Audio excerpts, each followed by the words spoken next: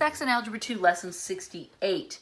Our topic here today is using scientific notation on a calculator.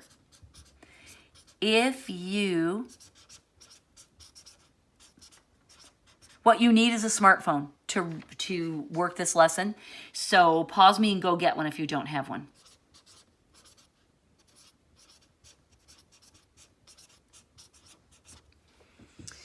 Okay, I trust you're back by now with a smartphone or a nice calculator in your hot little hand. And remember, I'm not going to be able to show you the calculations directly, but I will tell you which keys to press. If you have any problems, you can ask me when we chat at the end of the week, or Google's full of beautiful tutorials on how to run your calculator. All right, scientific notation is a calculation that often gets a little bit out of control. I'm going to show you an example of one right here.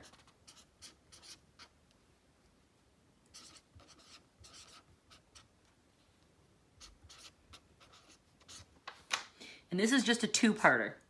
We're going to get into crazier ones later.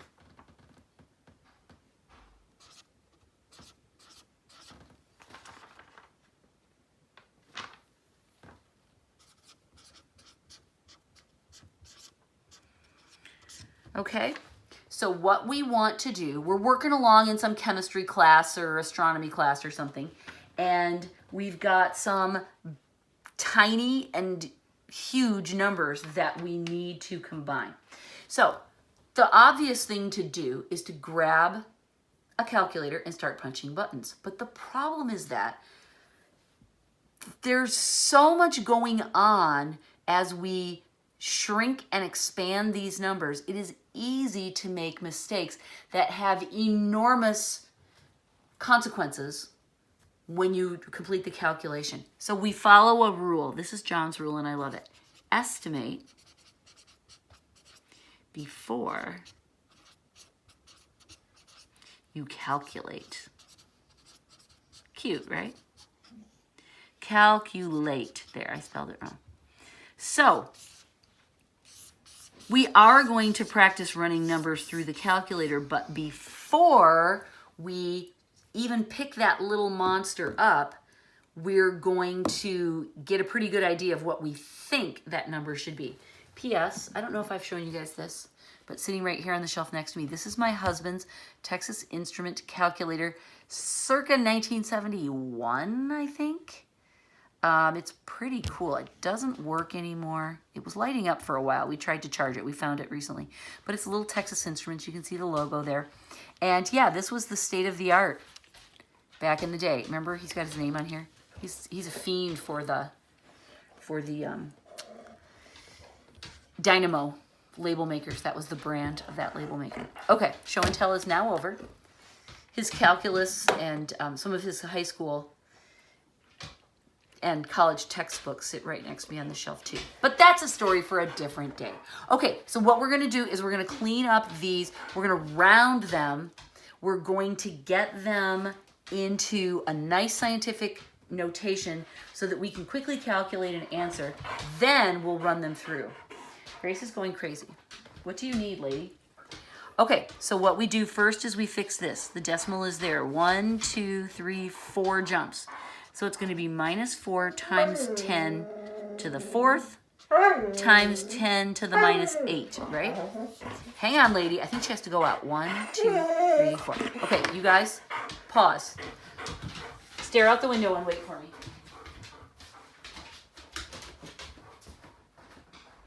What do you want? What do you want?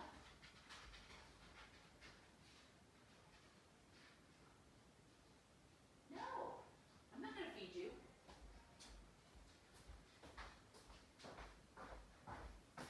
Oh my gosh. False alarm. She wanted me to feed her. Naughty dog. Okay, so we now see that this much of it is minus 4 times 10 to the negative 4, right? Looks good. Now let's fix this part. The decimal goes 1, 2, 3, 4. So this becomes 3 times 10 to the negative 4th, right? Made the number, we need to go make it smaller as we go back, times 10 to the 15th.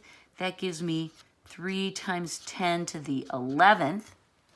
Now I combine them and I get negative 12 times 10 to the 7th. Grace. And I have to bump this one more time.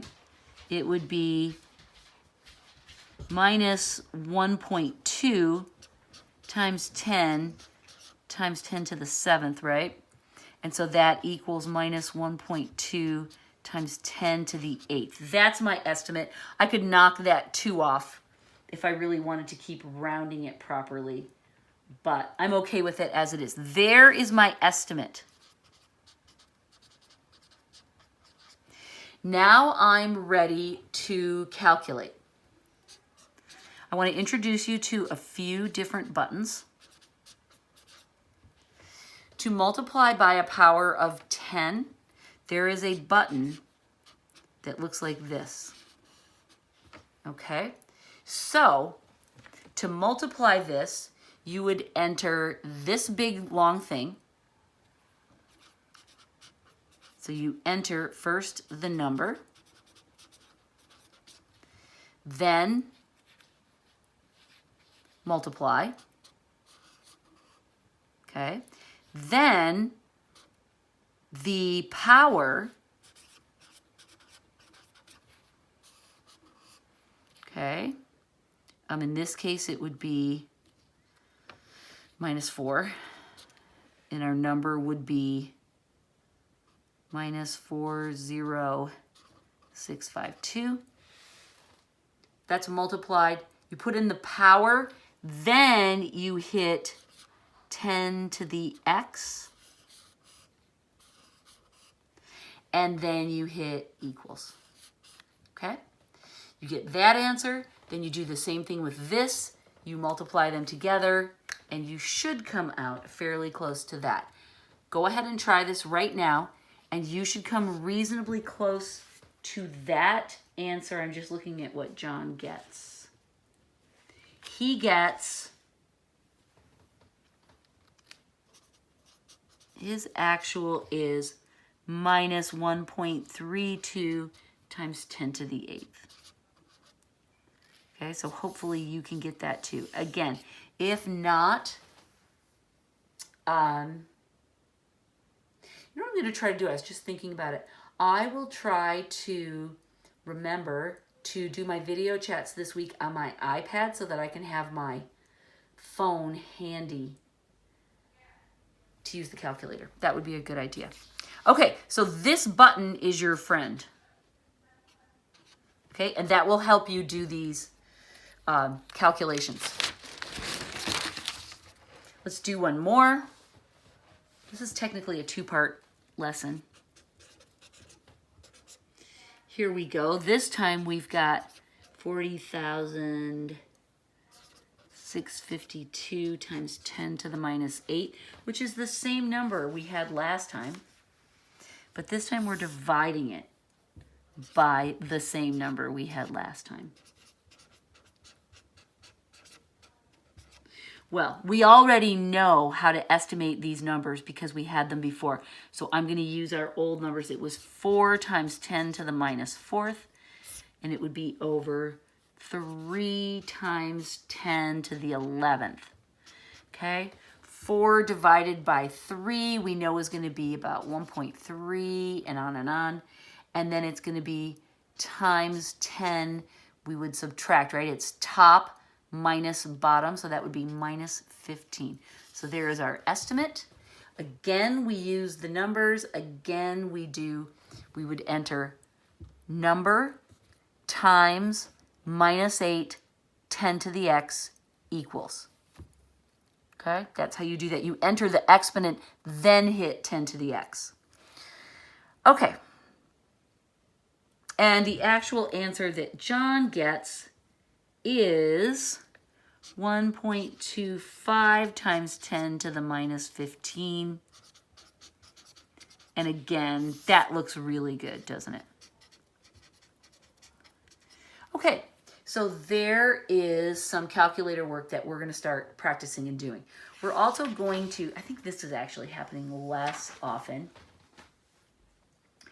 We're going to practice doing some roots. Are there powers or just roots? Yeah, there's powers and roots.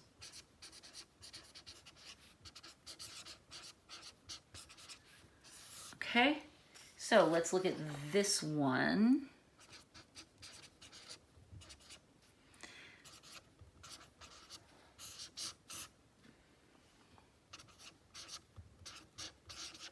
We've got the number 50.42, and we want to find the 3.28 root of it.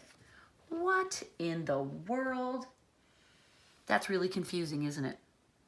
So it's a number taken, multiplied by itself 3.28 times will give us that. So what we want to do is we want to estimate, and we want to say this is about the same as saying the cube root of 50. Right? So what we're going to do is look at some other cube roots that we know and figure out roughly where this one's going to fall. Okay, I know that the cube root of 1 equals 1. I know that the cube root of 8 equals 2, right? I'm having to think for a minute about these. The cube root of 27 equals 3. And then what about 4? That would be the cube root of 64 equals 4. Have I gone up high enough? Yes, 50 is in between. Oh, yes, this is right. 50 is going to be somewhere in here, right? It's between the cube root of 27 and the cube root of 64. So I know that this number, when I run it through, should be between 3 and 4. Okay? Now, the magical button to calculate this, there's a button that's for square roots, and there's a button that's for cube roots. These are calculator buttons. And then the third one in the row is for make up your own exponent. So what you do in this number is you put, like in our example, first you would enter 50.42. Then you would enter this y to the quantity of x, or y to the as the root of x, and then you would enter 3.28. Okay? First this, then this, then this, and then you hit equals. Okay? With the x and y, the way it works is that the number you put in before you hit that button goes into the x spot, and then in this one, since there's a y, then you add that after the fact. So that's the order that you go in. X, the function, y.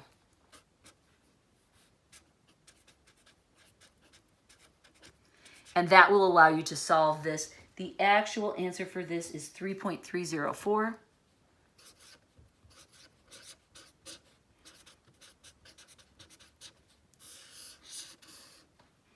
And this was our estimate. Okay? I hope you've been pausing to try to work these out before you go on to the next one. I did not tell you to do that, but I hope you did. If you have not been using your calculator to try to make these answers, pause me right now and try these first 3 problems and see if you can get the answers that I'm giving you for the actual numbers. And we just have one more. It's a power. This was the root. Let's do the power.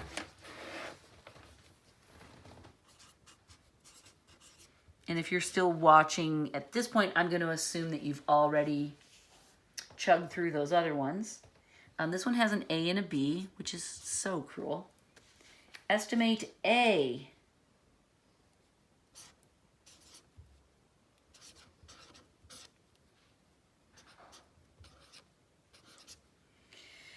And I'm quite sure that these work the same way. There's an x squared button, there's an x cubed button, and then there's an x to the y.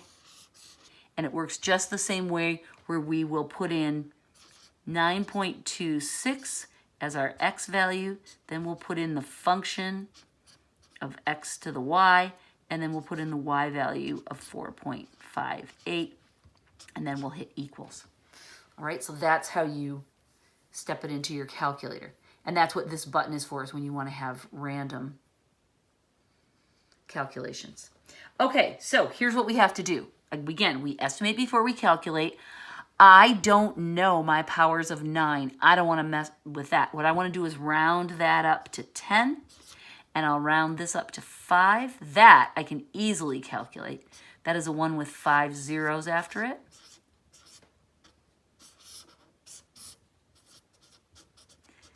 When you run it through the calculator using this x to the y function key, the answer is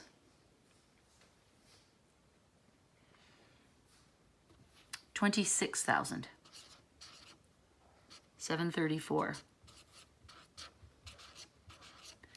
Now, that worries me a little bit, because that seems a long way off from my estimate. But then I realized, you know, I rounded up on the base and I rounded up on the exponent. Maybe that's why my estimate was a little bit high, right? Because that seems a little high. So now what I'm going to do is I'm going to leave it as a 10. But this time I'm going to round down. And let's see where that puts us. That is a 1 with 4 zeros. Ah, okay. If I look at my estimate as a range, and for powers, honestly, sometimes that's the best thing because the numbers get so big so fast. I can see, okay, this does seem reasonable given my range. When I just compare it to my upper end estimate, it seems a little high, but I can see that this estimate, I rounded up, and in this estimate, I rounded up, but then down. So in between the two should be a pretty good mark. All right, and then the last one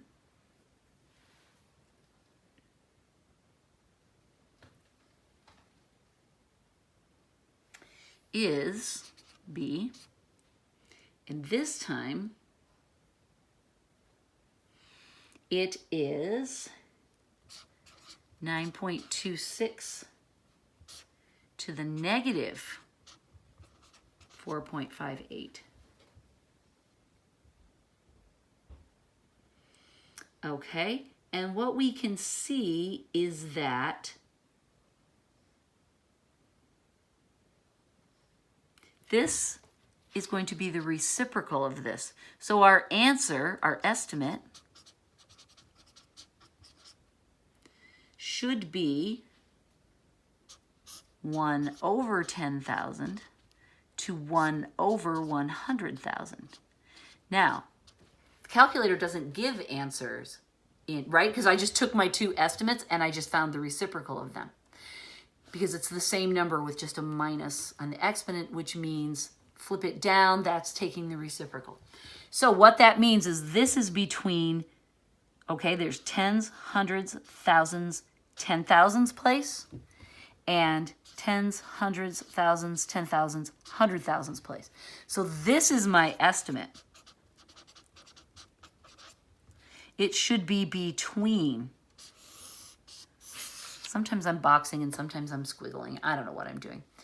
That's not true. The numbers are behaving just fine. And what I get when I run this through the calculator, which I can do the very same way, I just enter a negative sign when I put in the exponent number. The actual number, as the calculator gave it to John, is 3.74 times 10 to the minus 5. Well, that's not in a form we can compare, so we have to fix this, right? 1, 2, 3, 4, 5. So I get 0.0000374. Does that fit in between here?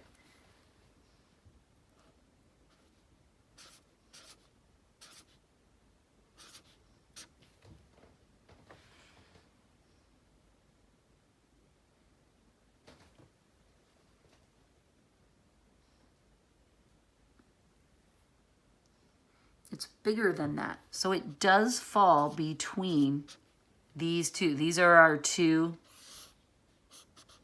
right? This is the far end of our estimate, and this is greater than this. So that means it is between these two estimates, and so we're happy with how that one came out. This is a little bit tricky. What I mostly want you to do is just brush up on your estimating with scientific notation and then learn to use these keys. And remember, oh my gosh, this is the big takeaway that I want you to remember, is that if you're going to use your calculator, you better estimate before you calculate, because otherwise it can all go nuts. All right? We are still going to continue to mostly work by hand. We are going to use the calculator only in very special circumstances, but when you get to a college level class where you're doing that all the time, please remember that it can go really wrong really fast. And estimating, even if you don't write it out, but just kind of think in your head, which is hard to do with these problems. With other ones, it's easier. But know what kind of an answer you're expecting before you start punching the buttons, because you'll lose your mind really easily. Okay, on that cheery note, I would say lesson 68 is done. Thank you.